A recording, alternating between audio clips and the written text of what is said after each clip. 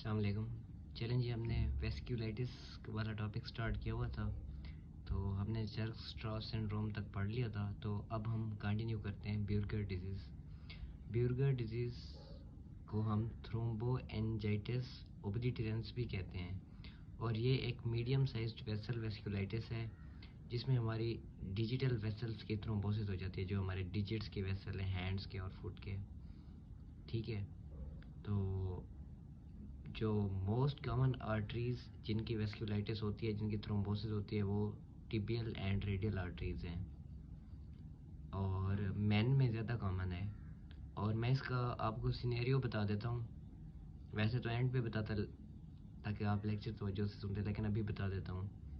Exact यही scenario आएगा, और जब भी कभी ब्यूरगर डिजीज़ एग्ज़ाम में आए ना, तो आप ईजीली से डायग्नोज कर सकेंगे। तो इसका सिनेरियो कैसे आएगा? इसका सिनेरियो एक मिडिल एज मैन देंगे। उस मैन की एज होगी 30 ईयर, 20 to 30 के दरमियान में होगी, और साथ में स्मोकिंग की हिस्ट्री देंगे। वो स्मोकर भी होगा, एक स्मोकर मिडिल एज मैन, और साथ में इतना भी इनफ है, साथ में वो दो चीज़ें और देंगे। या तो देंगे कि रेनाल्ड्स फिनोमिना भी पॉजिटिव है, ठीक है, और ये भी दे सकते हैं कि रेनाल्ड्स फिनोमिना पॉजिटिव के बजाय कि उसके जो डिजिट्स हैं हैंड और फुट के, उनकी मतलब कंस्ट्रिक्शन हो गई है, उनकी अल्सरेशन हो गई है, उनकी थ्रोम्बोसिस हो गई है। इनमें से कोई लफ्ज़ भी दे सकते हैं कि हैंड्स और फुट के डिजिट्स की कंस्ट्रिक्शन, अल्सरेशन, थ्रोम्बोसिस, कुछ भी कह सकते हैं। और साथ में मज़ीद इजी करना हो तो ये भी कह सकते हैं कि टिबियल आर्टरी, ये भी एक दो दफ़ा सिनेरियो में आया कि टिबियल आर्टरी की थ्रोम्बोसिस हो गई है। सो एक मिडिल एज मैन जो स्मोकिंग करता हो, जिसके डिजिट्स की थ्रोम्बोसिस हो गई हो, या जिसकी टिबियल आर्टरी की थ्रोम्बोसिस हो गई हो, तो ये पेट सिनेरियो है ब्यूरगर डिजीज़ का। अब इसकी एसोसिएशन क्या है? स्मोकिंग के साथ है, और HLA-A9 एंड HLA-B5 जीन के साथ है। इसके अलावा अब ब्यूरगर डिजीज़ जो है ना, इतनी ज़्यादा डिटेल में यहाँ नहीं लिखी हुई, क्योंकि ये 4th ईयर की पैथोलॉजी का टॉपिक है, यहाँ ऐसा जितना इंपॉर्टेंट नहीं है। सो इसमें रेनाल्ड्स फिनोमिना पॉजिटिव होता है, हमारे डिजिट्स और हैंड की अल्सरेशन हो जाती है। सो इसकी कॉम्प्लिकेशन क्या है?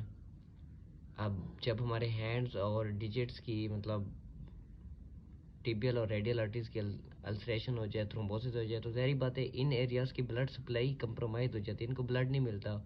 और ये जो पेरिफेरल एरियाज़ है ना, हैंड्स और डिजिट्स, यहाँ एंड आर्टरीज़ होती हैं, मतलब इन आर्टरीज़ की हम कह सकते हैं कि और कोई ब्लड सप्लाई नहीं होती, एक ही आर्टरी सप्लाई करती है। इनकी आपस में ऑस्मोसिस वगैरह नहीं होते, कनेक्शंस नहीं होते। सो इसकी वजह से इनकी ब्लड सप्लाई जब इफेक्ट होगी, तो ज़ाहिर बात है पहले तो ब्लड सप्लाई के इफेक्ट होने से अल्सरेशन होगी टोज़ और फिंगर्स की।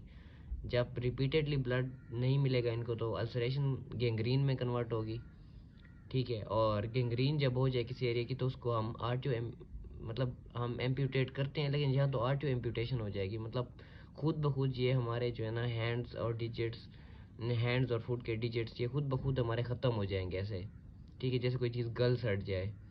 और इस डिजीज़ में स्वेयर पेन होता है, इवन के रेस्ट में भी बहुत ज़्यादा पेन होता है, और फुट क्लाडिकेशन हो जाएगी। सो इसकी मैनेजमेंट क्या है? क्योंकि इसकी एसोसिएशन स्ट्रांग है स्मोकिंग के साथ, इसलिए स्मोकिंग बिल्कुल छोड़ देनी है, स्मोकिंग सिसेशन है। इसके अलावा वो सारे ड्रग्स जो वेज़ोडिलेटर हो, जो ब्लड सप्लाई के एरिया की इम्प्रूव करें, वो सब यहाँ पे इफेक्टिव हैं। यहाँ पे आप मतलब IV आइलोप्रोस्ट दे सकते हैं, प्रोस्टाग्लैंडिन लोग।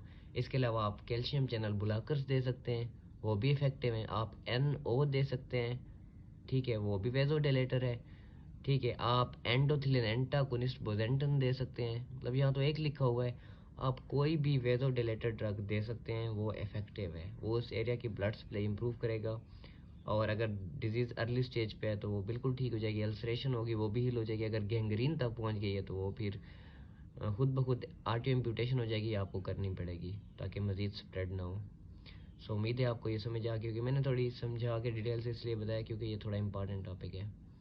सो नेक्स्ट लेक्चर में हम फिर अगली डिजीज़ कंटिन्यू करेंगे। Thank you.